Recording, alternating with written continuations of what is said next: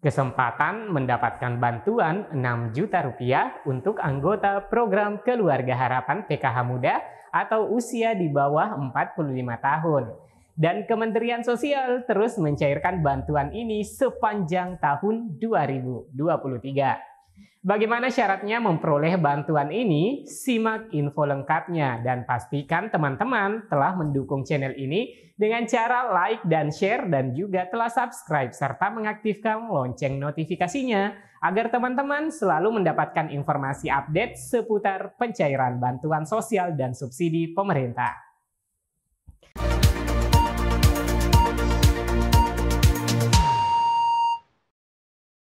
Assalamualaikum warahmatullahi wabarakatuh. Apa kabar teman-teman? Semoga semuanya yang lagi menonton video ini pada kesempatan kali ini diberikan kesehatan, diberikan keceriaan, dan diliputi rasa kebahagiaan. Amin ya rabbal alamin.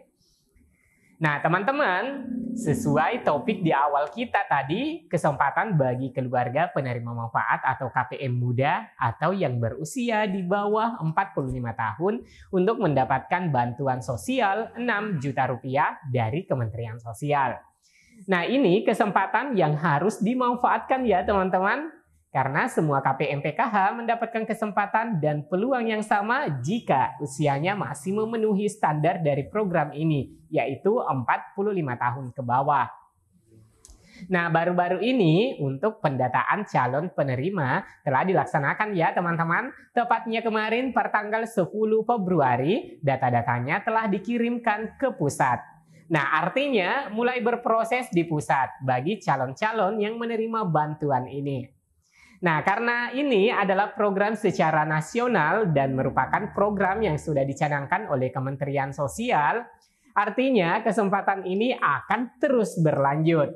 Dan bagi keluarga penerima manfaat PKH atau KPM PKH yang memenuhi persyaratan ini akan diberikan semacam sebuah program agar dapat keluar dari kemiskinan dengan pemberian bantuan baru dari Kementerian Sosial yang mulai diterapkan sekitar bulan Oktober 2022 lalu. Dan hingga kini masih terus digulirkan ya teman-teman. Nah teman-teman, bantuan ini disebut bantuan pena, bukan pena alat tulis ya teman-teman atau semacam ballpoint ya.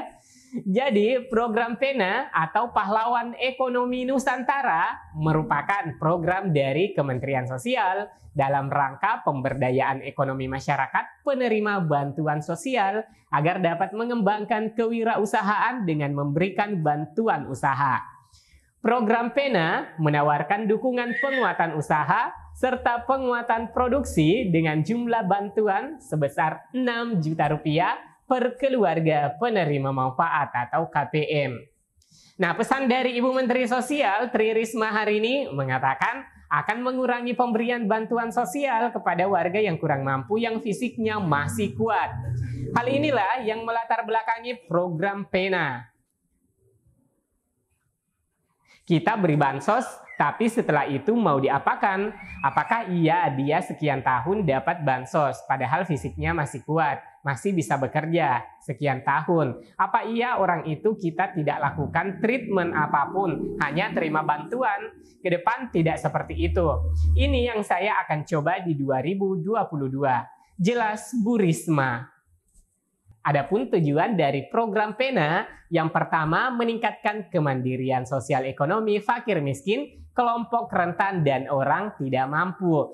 Lalu yang kedua, meningkatnya pendapatan keluarga penerima manfaat KPM melalui usaha yang berkelanjutan. Yang ketiga, tersaringnya keluarga penerima manfaat KPM yang benar-benar membutuhkan bansos dengan yang tidak. Yang keempat, Kementerian Sosial berkontribusi terhadap penurunan beban keuangan negara dalam jangka panjang. Terus kamu dengan bantuan ini jadi makin nambah? Makin nambah. Lakunya berapa? Kalau yang sebelum dapat pena satu bulan omset sampai bersih itu 2 juta sampai 2 juta setengah.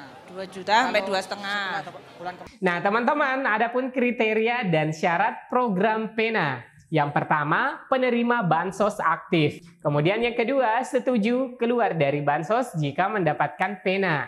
Yang ketiga, diprioritaskan usia 20 hingga 40 tahun. Yang keempat, diprioritaskan dalam kartu keluarga tidak terdapat lansia dan disabilitas.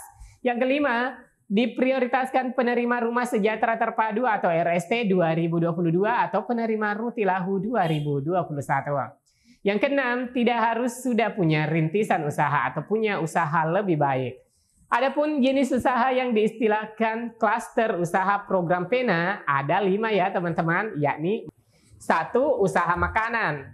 Warung makan termasuk bakso, mie, sate, nasi goreng, ayam geprek, dimsum, rujak, catering, frozen food, cilok, kerupuk, keripik, rengginang, kue, jajanan, makanan ringan, warung minuman.